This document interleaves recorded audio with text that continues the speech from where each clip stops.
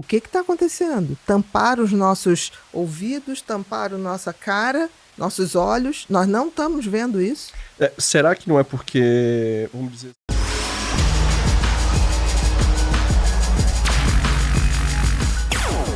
A violência no Brasil está tão exacerbada que eu acho que a gente já se anestesiou. A gente não está se dando conta que nós vivemos hoje, nas grandes cidades principalmente, mas também em cidades do interior, uma violência que só pode ser comparada à guerra civil. Nós vivemos uma guerra civil. É sério isso? É sério. Eu vou te trazer Por que uns ninguém fala dados disso? aqui. Não sei. Eu acho que as pessoas estão anestesiadas. Eu acho Normalizou que a gente tudo? normalizou uma coisa que não pode normalizar, porque eu sempre pensei o seguinte, a gente está falando muito em democracia, eu acho que isso é fundamental, a gente fortalecer a democracia, mas talvez não exista nada tão antidemocrático do que a não liberdade de ir e vir. E a violência tira a liberdade de ir e vir de todos os cidadãos. Isso é terrível. Não importa a classe social, não importa a classe, nada, né? nada. Hoje todo mundo está sujeito a sair de casa e as pessoas estão, entre aspas, vamos entregar na mão de Deus para não sofrer uma violência, para não ser assaltado e não morrer.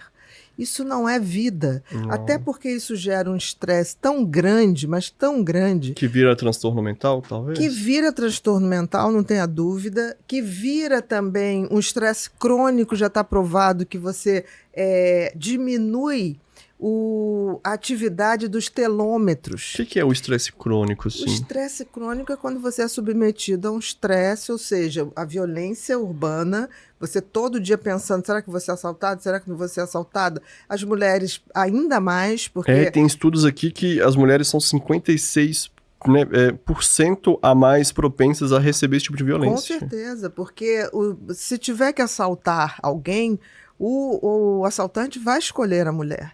Seja ela de carro ou a pé. E o pior, no caso das mulheres, essa violência ainda vem com um agravante, que pode ser violência sexual acoplada. Porque a violência está de uma tal maneira que não basta roubar, tem que maltratar o outro, tem que humilhar o outro e muitas vezes matar por nada. Né? Mesmo porque que a pessoa banal, entregue, né? tudo. A vida está banal. Por que isso?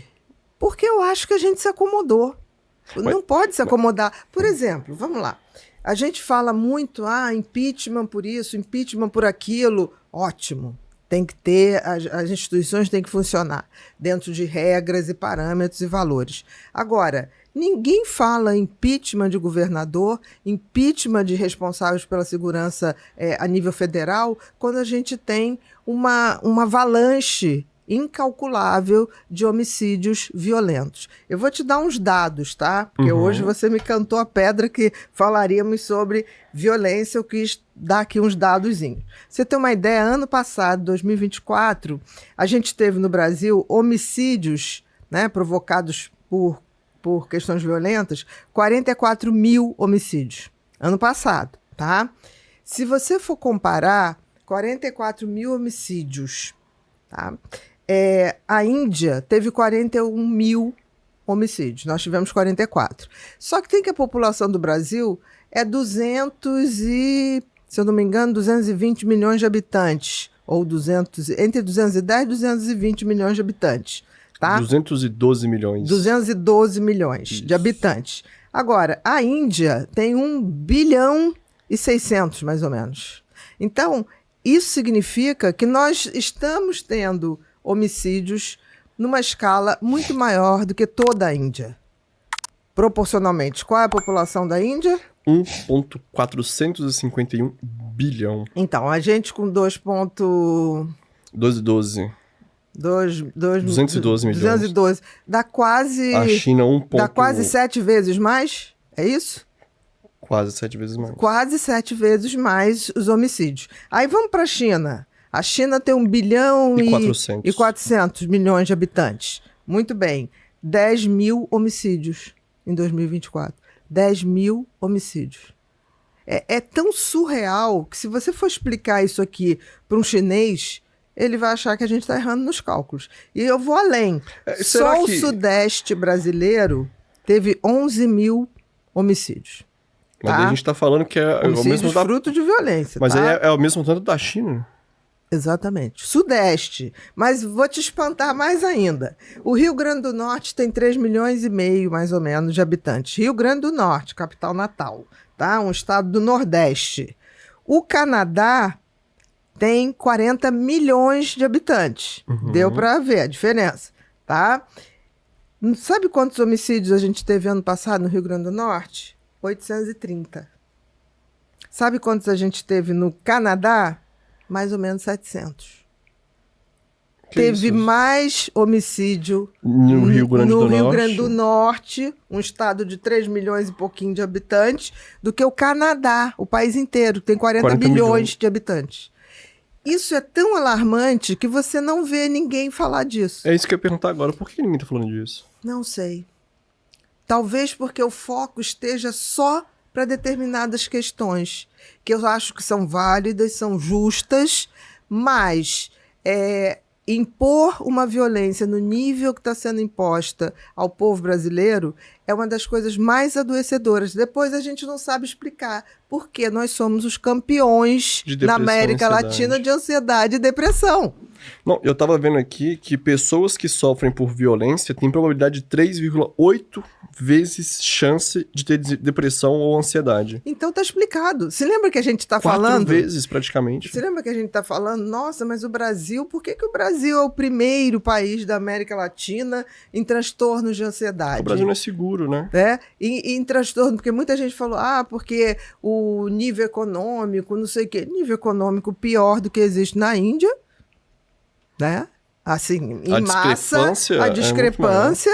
Então, assim, não é por uma questão só econômica, é por uma questão de violência. E a violência, há muito tempo, deixou de ser uma coisa assim, se a gente melhorar o nível, o padrão financeiro, a gente acaba com a violência. Não acaba. Não. A gente hoje tem uma violência que ela não está mais... Não estão matando por necessidade, estão matando por status, estão matando por poder.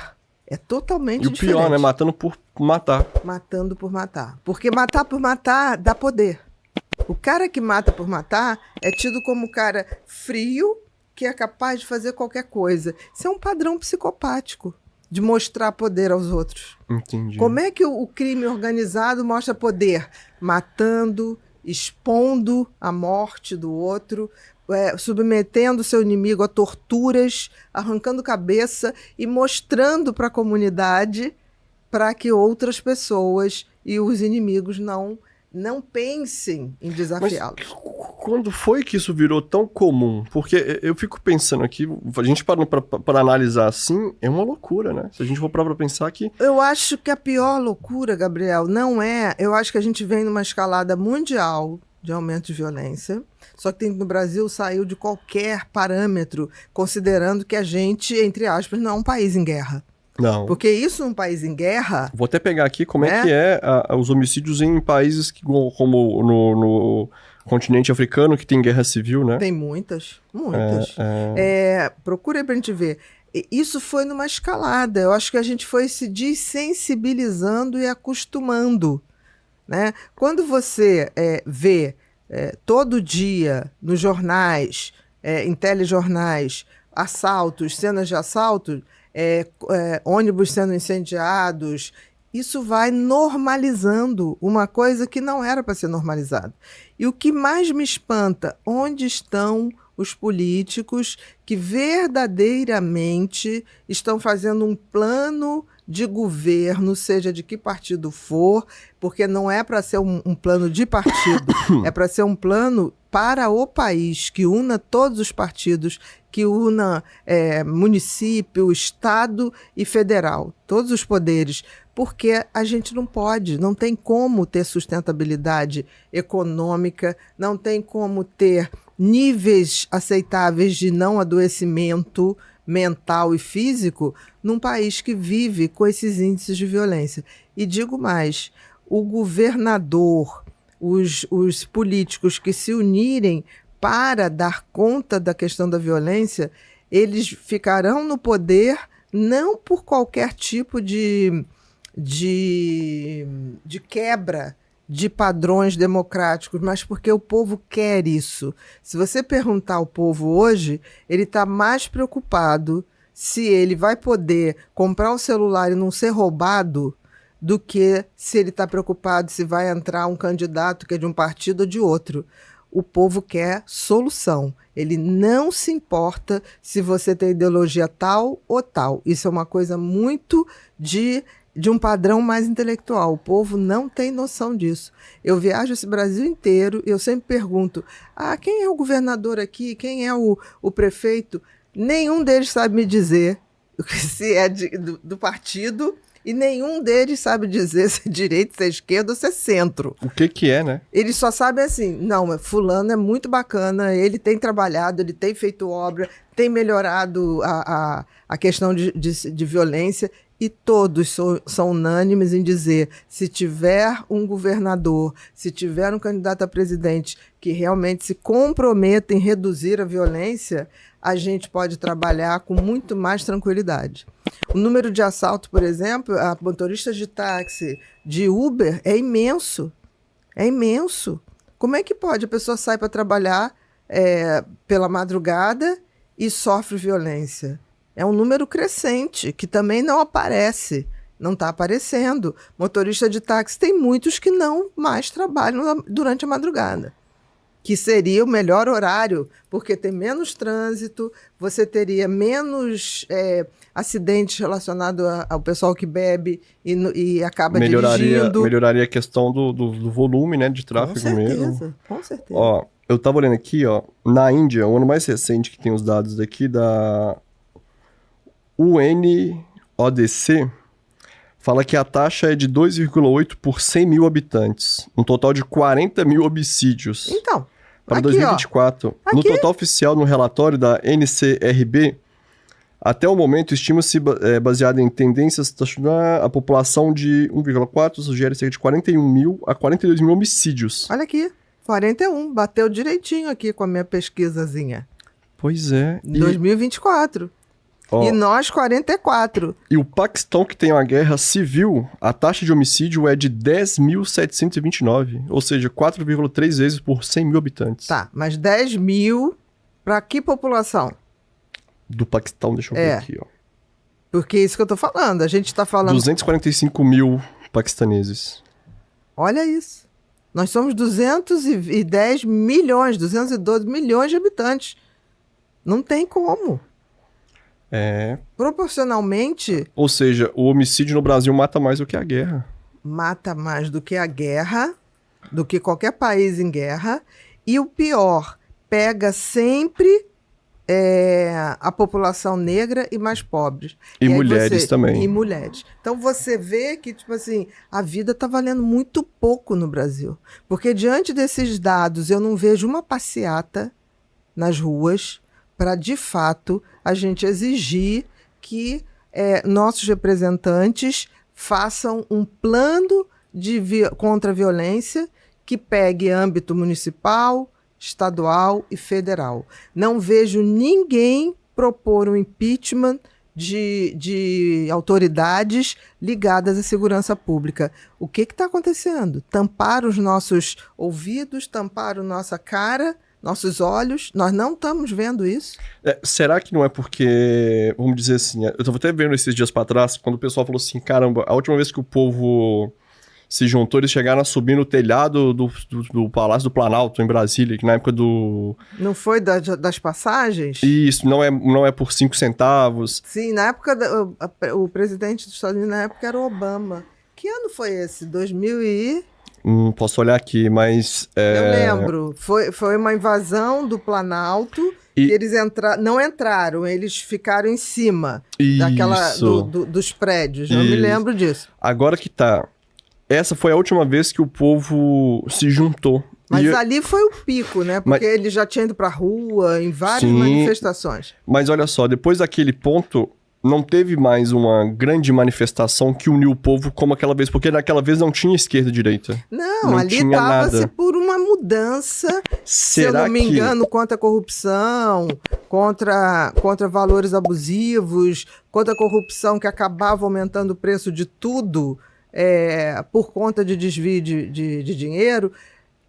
Você falou uma coisa interessante. Depois disso a gente não se juntou mais, porque depois disso polarizou tudo. Agora a gente está de um lado para uma coisa, de um lado para outra. A gente briga entre nós. Ninguém está vendo de fato o interesse do país. Não. Mas se você for perguntar na rua, todo mundo quer melhores condições de segurança. Mas então, eu acho que o que eles podem ter feito com a gente, né? Da mesma forma que o marketing faz com que nós consumimos, vamos dizer assim, produtos, serviços que a gente não precisa, eles usaram as mesmas ferramentas aliadas ao digital, à globalização, à pluralização das coisas, para colocar o quê? Se eles estão brigando entre eles não vão brigar com a gente. Porque o povo briga entre o povo. Então o povo briga do azul contra o vermelho, a direita e a esquerda, o certo e o errado. Então é o quê? Eles dividiram a gente. É o famoso dividir para conquistar. Enquanto a gente briga entre nós, essas pautas relevantes acabam que nem fica em evidência porque a gente está tão preocupado em ganhar uma discussão que a gente não está preocupado em realmente promover a mudança. Porque se você for olhar, igual pegando aqui na Guerra Civil, no Sudão, que tem uma guerra civil armada, 12 mil mortes. Mianmar, 8 mil a 10 mil. Sahel, Mali, Burkina, Niger, Síria, Iêmen, os outros não dão nem 10 mil. Ou seja, se juntar todas essas guerras civis do Sudão, Mianmar, Sahel, Síria, Iêmen, não dá os 44 mil do Brasil. Entende? Mas eu acho que é aquilo que você falou da gente desensibilizar.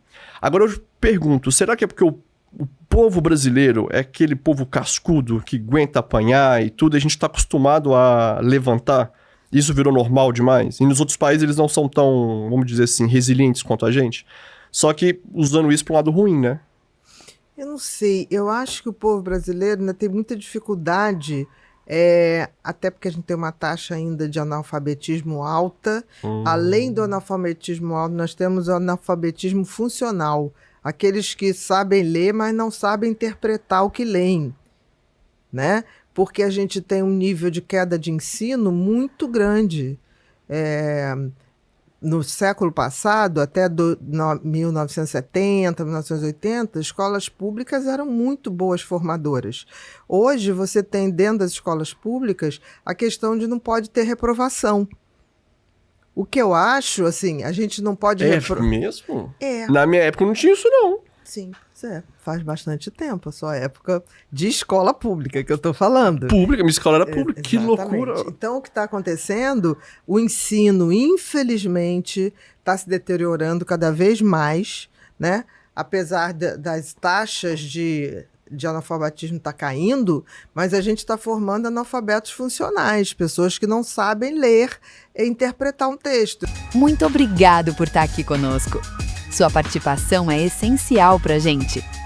Se você gostou desse vídeo, deixe um like, inscreva-se no canal e ative o sininho para não perder nenhum novo vídeo.